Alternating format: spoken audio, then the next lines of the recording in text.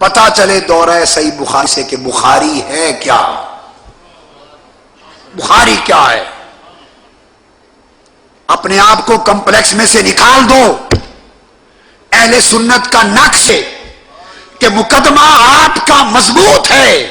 وکیل کمزور تھے۔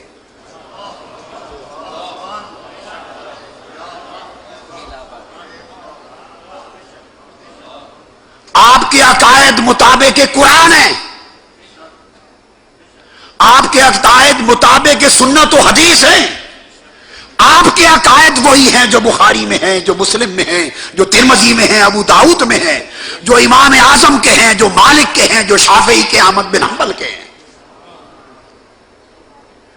آپ کے عقائد کا ایک تسلسل ہے سراج اعظم کا، جو امام اعظم سے لے کر ائمہ ستہ کا، جو اولیاء کبار کا، جو سیدنا غوث العظم سے خواجہ اجمیر تک، اور آج مجدد الفسانی تک، اور شیخ محقق عبدالحق محدث دہلوی تک، وہی عقائد شاہ ولی اللہ محدث دہلوی کے، وہی قاضی ثناء اللہ پانی پتی کے، وہی اسقلانی کے، وہی قسطلانی کے، وہی نووی کے، وہی سیوطی کے، وہی زیلعی کے، وہی ابن حمام کے، اور وہی عقائد چلتے چلتے اعلی حضرت مجدد ملت شاہ احمد رضا خان کے، وہی عقائد میرے، وہی عقائد عقائد آپ کے حق ہیں، مطابق کتاب و سنت ہیں، مگر ہوتا کیا ہے، کبھی مقدمہ صحیح ہوتا ہے، دعویٰ صحیح ہوتا ہے، آپ وکیل کمزور کر بیٹھتے ہیں، پیسے نہیں ہیں جیب میں، یہ مغالطہ لگ گیا، پہچان نہیں ہے، پیسے تو بڑے ہیں، کمی پیسوں کی نہیں، آج کمی پہچان کی ہو گئی ہے، کمزور وکیل کر لیا، دوسرے کا دعویٰ مقدمہ غلط ہے، جھوٹا ہے، اس نے وکیل تگڑا کر لیا، تو تکڑے وکیل کی وجہ سے وہ اپنا مقدمہ جیت گیا۔ تو مقدمہ ہارنے کا مطلب یہ قطعاً نہیں ہوتا کہ اس کا دعویٰ جھوٹا تھا، نہیں، اس کا وکیل کمزور تھا۔ اے علماء اہل سنت، اس دورہ صحیح بخاری کے ذریعے بخاری شریف جتنی بھی پڑھی گئی، جتنا نصیب ہوا، مگر کثرت کے ساتھ عقائد کے باب میں پڑھنے پڑھانے، اور بخاری کے ساتھ مسلم، ترمذی، ابو داؤد اور شارحین اور محدثین کو ساتھ ساتھ چلانے کا مقصد یہ تھا کہ آپ کو پتہ چل سکے کہ آپ کے عقیدے کا ایک باب بھی ائمہ سے مختلف نہیں ہے، مگر نقص کیا ہوا، الا ماشاء اللہ اساتذہ اکابر اہل علم کو چھوڑ کر اکثریت علماء کی، خطباء کی، فضلاء کی، ائمہ کی، واعظین کی اکثریت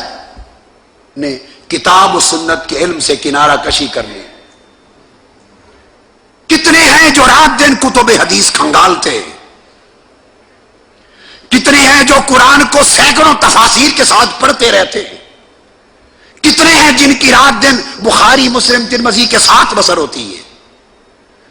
مصادر اصلیہ کو چھوڑ دیا اور بعد کے بزرگوں کی کتابوں پر کل تکیہ کر لیا۔ ان کی کتابیں بخاری مسلم سے مختلف نہ تھیں، وہ انہی کی شیعہ تھی، مگر جن لوگوں کو آپ سمجھانے بیٹھے وہ سیوطی کو نہیں مانتے، وہ اعلی حضرت کے نام پر نہیں مانیں گے، وہ شیخ عبدالحق محدث دہلوی کا حوالہ آپ نے حوالے دینے شروع کیے علماء کے، انہوں نے کہا مانتے ہی نہیں، ہمیں بخاری سے دکھاؤ، اور آپ کے گھر میں بخاری ہے ہی نہیں، تجرید بخاری کا ترجمہ رکھا ہوا ہے۔ اکثریت کی بات بتا رہا ہوں، اقل اکابر علماء کو چھوڑ کر، مگر ہر مسجد میں اکابر تو نہیں بیٹھے، ہر مسجد میں خطاب تو آپ نے کرنا ہے، ہر جمعہ پر۔ آج کا دور دلیل کا دور ہے، اور دلیل ہر شخص یا قرآن کی مانتا ہے یا حدیث کی، اور جب ہمارے سامعین سامنے آتے ہیں تو انہیں قرآن اور حدیث کی بجائے میاں محمد ملتے ہیں۔ معذرت کے ساتھ میں خود ذوق سے سننے والا ہوں میاں محمد کا، ان کے کلام کو بڑے ذوق سے سنتا ہوں اور گنگناتا بھی رہتا ہوں، مگر آج کی نوجوان نسل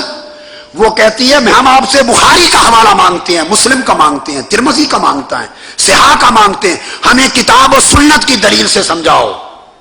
آپ ان کو اکابر، اولیاء، علماء، اپنے بزرگوں کے حوالے سناتے ہیں، وہ نہیں مانتے، نتیجتاً آپ کا کیس رد ہو گیا۔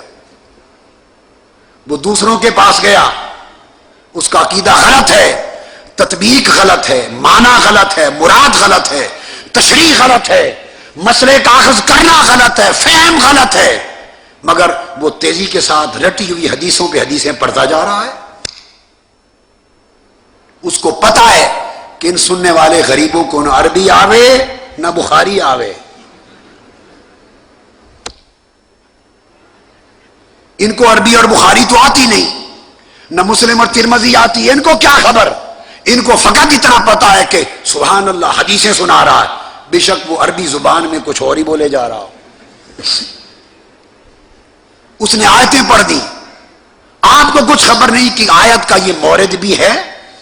آیت کا شان نزول کیا ہے، تفسیر کیا ہے، اس آیت کی تفسیر میں امام طبری نے کیا کہا، امام سیوطی نے کیا کہا، رازی نے کیا کہا، خازن نے کیا کہا، بغوی نے کیا کہا، آلوسی نے کیا کہا، کشاف نے کیا کہا، قرطبی نے کیا کہا، کسی کو کوئی خبر نہیں، وہ قرآن سنائے جا رہا ہے، تعلق ہو اس موضوع سے یا نہ ہو، مگر کیس جیت گیا۔ سننے والے نے کہا سبحان اللہ، ہر بات قرآن سے ثابت کر دی، اب اس کو نہ آگا معلوم ہے نہ پیچھا معلوم، سبحان اللہ، ہر مسئلہ اس نے حدیث سے ثابت کر دیا،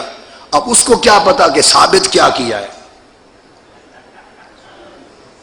اس کو تو عربی آتی نہیں، مگر ایک روب ڈال دیا جھوٹا، اس روب سے کیس جیت گئے۔ عقیدہ اہل سنت عقیدہ صحیح ہے۔ ہمارے ساتھ بعض علماء نے، اپنے اہل سنت کی علماء نے، اللہ ان کے درجات بلند کرے، اللہ ان کو نعمتیں دے اور نعمتیں دے، جو ہماری کاوشوں کی اور منہاج القرآن کی کاوشوں کو نہیں سمجھے اور مفت میں 25 سال سے اختلاف کیا اور برا بھلا کہا اور تنقید کی، اس کا سبب کیا تھا؟ وہ اس لیے کہ ان میں سے کسی ایک نے ساری زندگی کا میری مجلس میں بیٹھ کر کبھی مجھ کو سنا نہیں ہے، دور بیٹھ کر فتوے دیے ہیں، فقط نہیں سنا کہ کہتا کیا ہے یہ شخص، اور اگر کسی نے سننے کی جانے کی کوشش کی تو روک لیا کہ میرے ویزے پر آئے ہو، پاسپورٹ میرے پاس ہے، خبردار وہاں دورہ حدیث پر گئے تو۔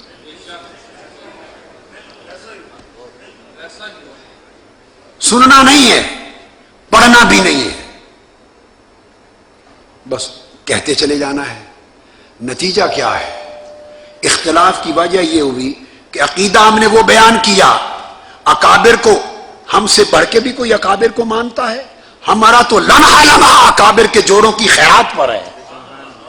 مگر میں نے فقط اس آہو کو سوئے قطار میں کشم ناکہ بے زمام رہا۔ یہ اہل سنت کا جو شیرازہ منتشر ہو گیا تھا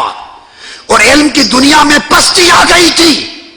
اور قرآن و سنت کے حاملین غلط طور پہ وہ بن گئے تھے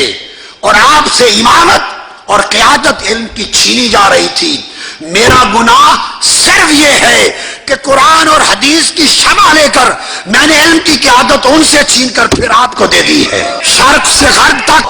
عرب سے عجم تک فقط یہ کی جائے کہ یہ عقیدہ حق کا، اکابر کو مانتا ہوں، میں تو مقلد بھی ہوں، میں تو مرید بھی ہوں، میں کیوں نہیں مانوں گا؟ اکابر کو مانتا ہوں، مگر یہ جانتا ہوں کہ اکابر کی بات تائید ہوتی ہے، دلیل نہیں ہوتی،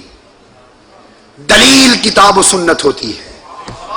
آج کے دور میں جب تک آپ اپنی بات قرآن اور حدیث سے ثابت نہ کریں گے دنیا نہیں مانے گی۔ میں فقط ان کو پلٹا کر قرآن اور سنت کے علم کی طرف لے گیا ہوں، بس یہ جرم کیا ہے، اتنی سی گستاخی کی ہے، اتنی بے ادبی ہو گئی ہے۔ اور قرآن و سنت جب ثابت کر لیں پھر تائید میں یہ سب اکابر کے حوالے دے رہا ہوں کہ نہیں، زبانی دے رہا ہوں، کتابوں کے بغیر دے رہا ہوں کہ نہیں، یہ سب کچھ حفظ ہیں، مگر ان کے حوالے تائید میں لاتے ہیں، وہ مصدر مصادر اصلیہ نہیں ہوتے، وہ تائیدات ہوتی ہیں۔ گرم چائے دیں۔ اے علماء اہل سنت، اگر آپ معاشرے میں علمی اعتبار سے اپنی عزت چاہتے ہیں، عالم دین کے پاس عزت کا سبب کیا ہے؟ نہ وہ مالدار، نہ وہ کروڑوں پتی، نہ وہ وزیر، نہ وہ امیر، نہ وہ کبیر، نہ اس کے پاس کوٹھیاں، نہ روب، نہ اس کے پاس کوئی طاقت۔ کوئی عزت کرے تو کیوں کرے؟ ایک نکتے کی بات سمجھ لیں،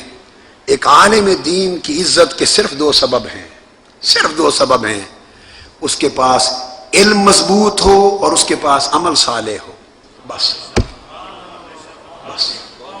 بس، تیسری شے نہیں۔ علم مضبوط ہو، مستحکم علم کتاب اور سنت پر ہے، اور عمل صالح ہو، عمل صالح ہو، بولے تو کتاب و سنت کے دلائل سے بات کرے، اور جب تنہا ہو جائے تو آنکھیں چھم چھم گریں یار کی محبت ہو، عمل صالح ہو، تقویٰ ہو، پرہیزگاری ہو، اخلاق حسنہ ہو، استغنا ہو، پجاری نہ ہو دنیا کا۔ یہ دو دولتیں لے لیں، عزت پلٹ کے قرون اولا کی طرح واپس آ جائے گی۔ اس پر محنت کریں، دلائل اصلیہ کی طرف رجوع کریں، آپ اپنا کیس جیت جائیں گے، اچھے وکیل بن جائیں۔ اور یہ دورہ رکھنے کا مقصد یہ تھا کہ اچھی وکلاء تیار کرنا۔